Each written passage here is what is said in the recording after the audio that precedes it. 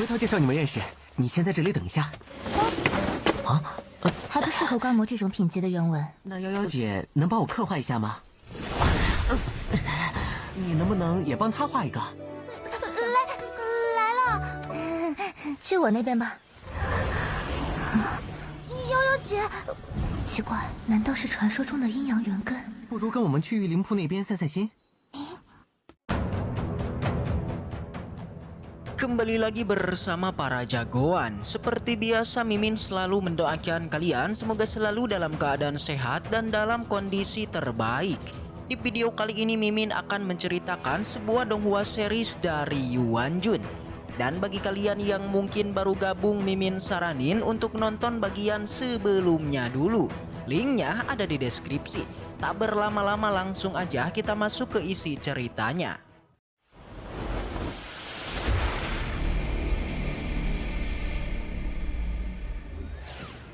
Cerita kembali dilanjutkan yang kini memperlihatkan Ciyu yang melaporkan bangkitnya meridian Joyuan kepada sang ayah. Ternyata Ciyu merupakan anak dari Raja Qi yang disebut-sebut sudah berkhianat kepada Kekaisaran Grijao. Raja Qi sendiri sudah tidak heran lagi jika Joyuan mampu membangkitkan meridiannya kembali karena Joyuan merupakan pemilik keberuntungan dari naga legendaris. Di saat yang sama, Ciyu menyarankan agar sang ayah melaporkan kejadian ini kepada keluarga Wu. Tapi Raja Qi punya pendapat yang berbeda. Karena menurutnya Joyuan punya racun naga di dalam tubuhnya. Jadi tidak akan mengancam keberadaan mereka pada saat ini.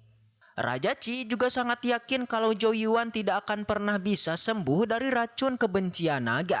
Akan tetapi meskipun begitu, Ciyu tetap khawatir kalau Joyuan itu akan memenangkan kompetisi dan mendapatkan peringkat pertama. Dengan mendapat peringkat itu tentu aja akan mengancam Akademi Kelompok B yang dipimpin oleh Dekan Su Hong pada saat ini. Tapi Raja Qi masih cukup tenang. Di mana menurutnya selama bertahun-tahun Raja Zhou-King itu ayah dari Joyuan tidak pernah melakukan pergerakan sama sekali untuk menghentikan gerak-geriknya di kekaisaran ini. Raja Qi percaya hanya dengan membangkitkan 2 meridian aja, Joyuan belum bisa mengubah apapun pada saat ini. Sambil berbisik, Raja Qi memberikan sebuah pesan kalau anaknya Ciyu tidak boleh kalah dalam kompetisi untuk memperebutkan tempat pertama. Diketahui hanya dengan cara itulah Raja Qi bisa mengambil alih akademi ini yang pada saat ini dipimpin oleh Chu Tianyang. Dengan penuh keyakinan, Ciyu pun meminta ayahnya untuk tenang karena dia pasti akan memenangkan kompetisinya sekaligus memberi pelajaran kepada Joyuan di dalam arena nanti. Sementara itu di tempat lain, tepatnya di Akademi Kelompok A, Joyuan, Yo Wei, dan 1 orang rekannya lagi disambut begitu meriah oleh murid-murid di sana.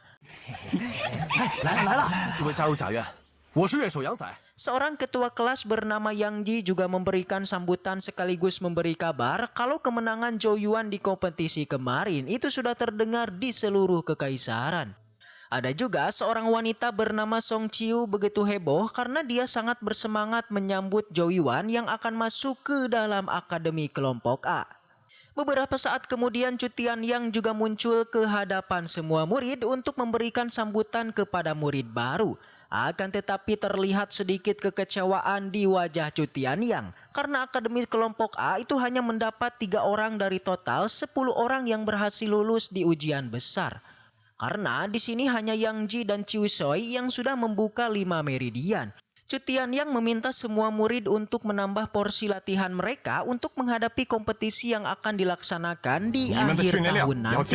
Demi bisa mempertahankan eksistensi kelompok A di dalam akademi, maka Chu Tianyang berharap semua muridnya mampu bersaing dengan kelompok B yang sudah 2 kali berturut-turut dimenangkan kompetisi.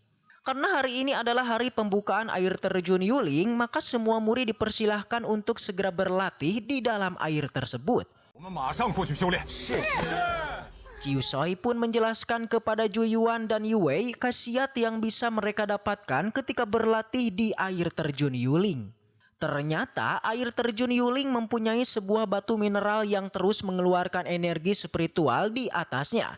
Jadi jika berlatih di bawah derasnya air terjun, maka murid-murid punya kesempatan untuk membuka meridiannya. Di saat yang sama, Cut Liang meminta semua murid untuk berbaris karena mereka akan mendapatkan rune Genesis guna bisa menyerap energi spiritual lebih baik ketika sedang berada di bawah air terjun Yuling. Sementara itu Zhou Yuan malah mengajak Yao Wei untuk melihat lebih dekat lagi ke air terjun Yuling terlebih dulu sebelum tiba giliran mereka untuk dituliskan pola rune Genesis. Tanpa sebuah rune Genesis untuk menyerap energi spiritual, Zhou Yuan nekat masuk ke dalam air terjun terlebih dulu.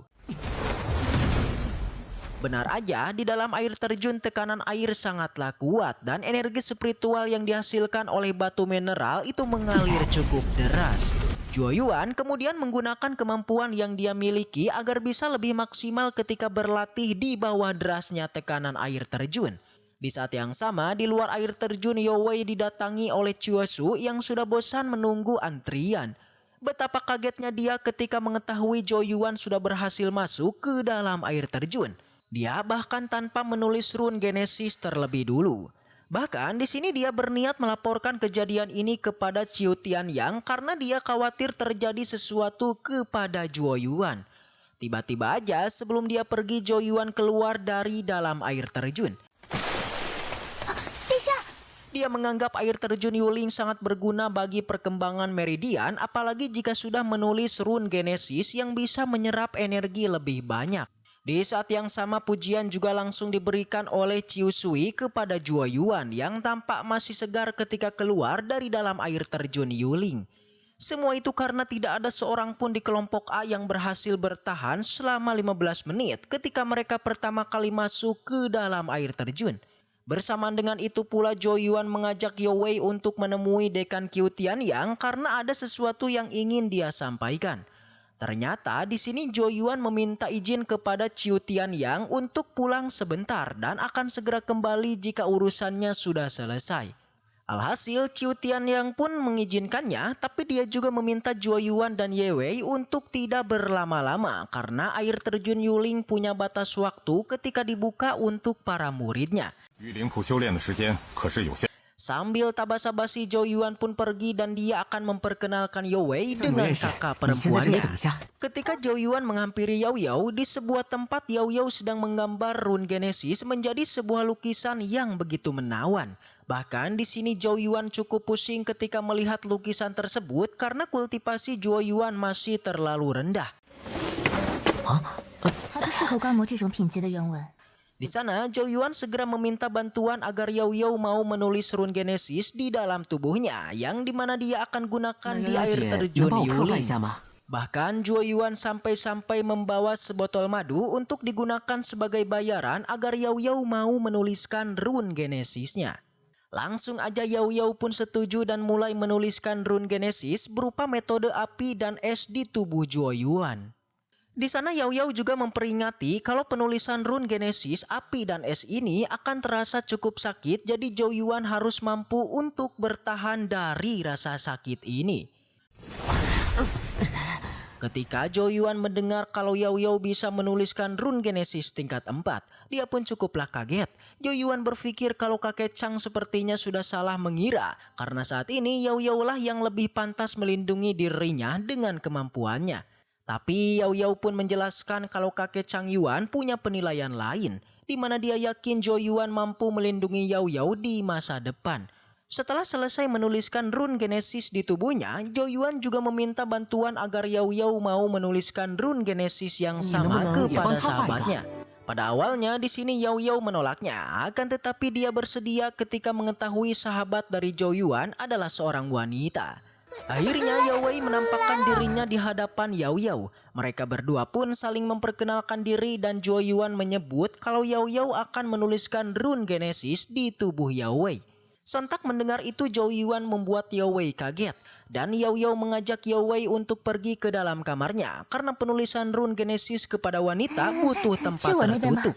Tak lama kemudian Yao Yao memulai proses penulisan rune Genesis di dalam tubuh Yao Wei. Kan tetapi Yao Yao merasa aneh karena penerapan rune Genesis api dan es yang dia tuliskan di tubuh Yao Wei itu lebih mudah diserap ketimbang di tubuh Zhou Yuan. Yao Yao pun mulai berpikir kalau Yao Wei saat ini mempunyai tubuh yin dan yang legendaris yang sudah sangat langka di dunia. Setelah proses penulisan rune tersebut selesai, Zhou Yuan mengajak Yao Yao untuk ikut bersama mereka berdua melihat air terjun Yuling. Sementara itu, di sana para murid akademi kelompok A sudah mulai berlatih. Dalam beberapa kesempatan, murid-murid kelompok A hanya mampu bertahan 15 menit aja ketika berada di dalam air terjun Yuling.